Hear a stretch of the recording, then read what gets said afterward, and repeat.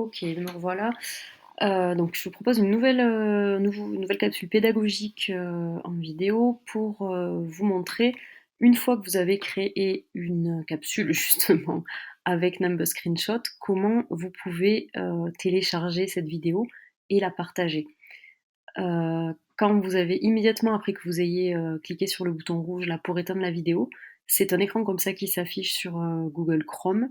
Vous avez deux solutions: enregistrer sur Nimbus, à condition d'avoir préalablement créé votre compte sur Nimbus, ce que je n'ai pas fait, ou Save Vidéo. C'est cette option-là que je vais choisir. Donc quand vous cliquez sur Save Vidéo, vous avez ceci qui s'affiche: enregistrer sous, un emplacement qui est proposé et un format. Pour ce qui est du nom du fichier, vous pouvez le renommer autant que vous le souhaitez. Donc là, je vais l'appeler test numbers. Sur l'emplacement, je vais y revenir dans un instant. Et j'attire juste votre attention sur le format. Ici, c'est du format WebM Video File. Vous n'avez pas du MP4. Ceci dit, le WebM, c'est pas mal parce que c'est le format qui est privilégié par YouTube.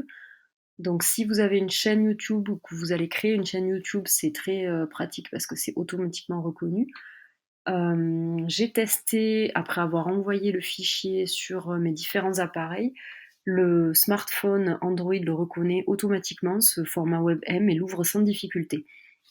Donc par rapport à où l'enregistrer, moi je vous suggère de faire comme ceci, de l'enregistrer sur Google Drive. Donc hop, voilà. Donc si je retourne sur Google Drive, je vais le trouver. Dans Google Drive, il y a deux solutions, je vais me mettre ici. Soit vous accédez à Google Drive par le petit icône qui est tout en haut, là où vous avez ma souris. Ça, c'est l'icône qui vous rappelle que Google Drive, c'est effectivement sur le cloud, c'est sur le net. C'est un espace de stockage qui est virtuel, sur lequel vous pouvez avoir 15 gigas gratuitement, et vous pouvez aussi acheter plus d'espace. C'est ce que j'ai fait parce que j'ai pas mal de choses dessus. J'y reviendrai après. Et soit en tout cas sur le Mac, c'est comme ça que ça se passe. Il doit y avoir un équivalent pour les PC. Dans le Finder, là où vous avez plein, le bureau, les documents, etc., vous avez un dossier Google Drive dans lequel vous retrouvez tout ce qui est sur Google. Donc moi ici, j'ai la vidéo que je viens d'enregistrer, de télécharger.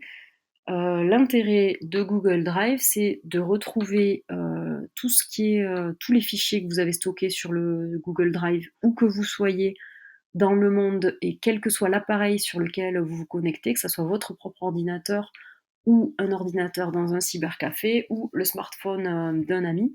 Quoi qu'il en soit, vous retrouverez vos fichiers.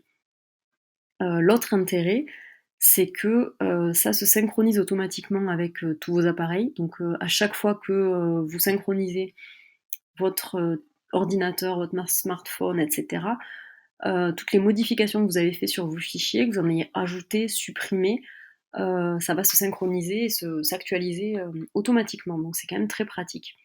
L'autre intérêt d'utiliser Google Drive pour partager vos dossiers, pour partager les vidéos que vous auriez créées, les capsules pédagogiques que vous auriez créées, c'est justement de pouvoir les partager. Donc là, il faut rentrer dans Google Drive sur le web.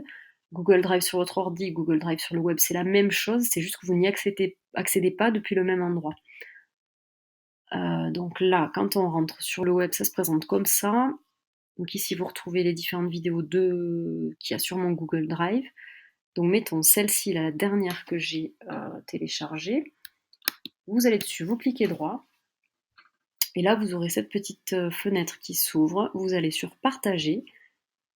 Vous aurez deux options. Soit vous obtenez le lien de partage qui est ici. Vous copiez ce lien, vous le collez dans un mail et vous l'envoyez à toutes les personnes auxquels vous souhaitez, donc vos apprenants ou vos collègues dont vous souhaitez qu'ils visionnent la vidéo. Ou alors, vous le faites directement depuis Google Drive, vous saisissez ici toutes les adresses mail de vos collègues ou apprenants à qui vous destinez cette capsule et vous l'envoyez. Hop, moi je vais ressortir de là. Une autre option possible pour envoyer ce fichier vidéo, si vous ne souhaitez pas passer par Google Drive, c'est d'utiliser, alors je crois que je l'ai fait, non, c'est d'utiliser un lien WeTransfer. Donc hop, j'ouvre une nouvelle fenêtre. Et là, WeTransfer.com. Ah, a planté, zut. Voilà, internet revient. Oui. Donc ici, vous faites ajouter fichier. Donc là, mon fichier, il est bien dans Google Drive. Je le sélectionne. Test numbers. Hop. Donc il va mettre un certain temps à se télécharger. Enfin, j'aurais pu éventuellement ajouter d'autres choses, mais je ne vais pas le faire. Je vais enregistrer uniquement celui-ci. Ah oui. Hop. Ici, je vais choisir de télécharger uniquement le lien. Donc là, ça va se télécharger. Je ne vais pas le faire en entier parce que je l'ai déjà fait. Donc annuler, oui. Ça prend quelques minutes en fonction du poids de votre fichier. Moi, tout à l'heure, quand je l'ai fait, ça a pris 3-4 minutes. Une fois que c'est fait, vous obtenez un lien ici qu'il suffit de copier et de coller là à nouveau dans un mail.